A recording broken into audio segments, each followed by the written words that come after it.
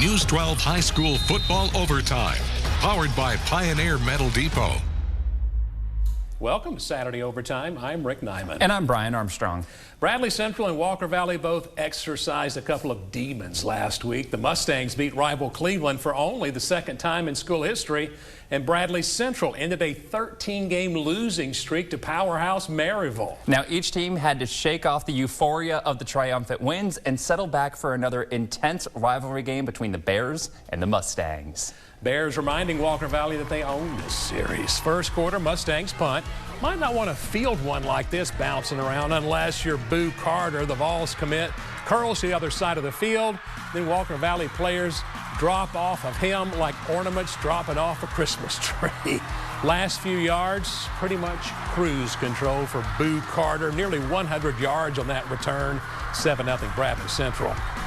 Here come the Bears again. Quarterback Caleb Martin got plenty of time.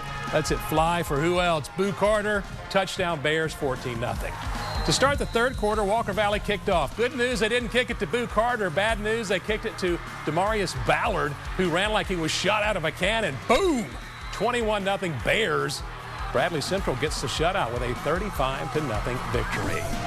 Chattanooga Christian at home for a region matchup against rival Silverdale. Seahawks having trouble with the banner. That's usually a bad omen. Darrell Brown, a bad omen as well for Silverdale. First snap, dude breaks like 6 tackles. He nearly gets 20 yards on the play. Later on the drive from the 4-yard line, Brown into the end zone for the touch Brown 7-0 CCS.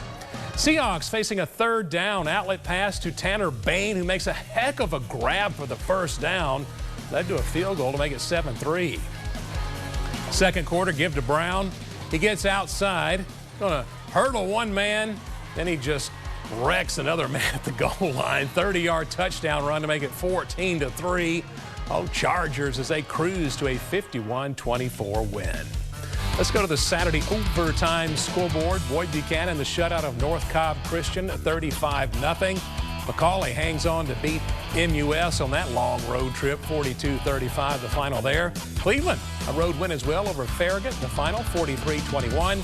And McMinn Central edges Brainerd, 21-20. Lipscomb Academy was the bully of the Division II Class 2A ranks the last few years, but now they've graduated to the big boy room. They moved up to Division II Class 3A. And the Mustangs' first region game in their new classification came against Baylor, the reigning Division II Class 3A state champs.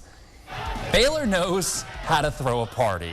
No doubt about that. Baylor also knows how to score touchdowns as he takes it into the end zone on the carry, putting the Red Raiders up 21-10 over Lipscomb. Then a dance party continues as Naziah Wally shows dance moves on the field as well as off of them. This is how I want every punt fielded from now. Baylor dances their way into a 21-10 lead. Now 24-17, and Cam Sparks nearly returns the kickoff back for a touchdown, but still gets it to midfield. And then Whit Muschamp taking advantage of the great field position and a great over-the-shoulder grab by Amari Jefferson. He sneaks inside the pylon. 34-14 is your score, and Baylor wins 34-31.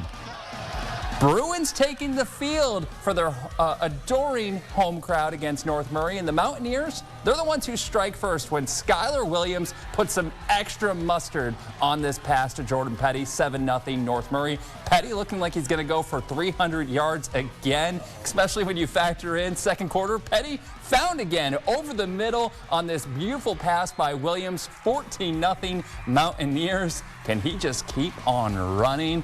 And they weren't done yet. This time, Williams throws it out into the flat, and he hits Tyler Henry. And check out those sweet moves. I want to see that next from you, Rick, as he scampers all the way to the end zone. This one looks like it could be getting out of hand as it's 21-0. But in the third quarter, Bruins are finally able to get themselves on the board. Cameron Collins up the gut for a touchdown run. And after being down 21-0, Northwest Whitfield comes all the way back and wins 38-35. Your Saturday overtime scoreboard has Bledsoe County falling 27-17, and McMinn County blowing out East Hamilton 46-20. And then Howard falling to Ray County 35-zip, and Whitwell beating Lookout Valley 50-6. Coming up next on Saturday Overtime, Hickson opens up region play against Signal Mountain. And top-ranked South Pittsburgh flies into Sequatchie County.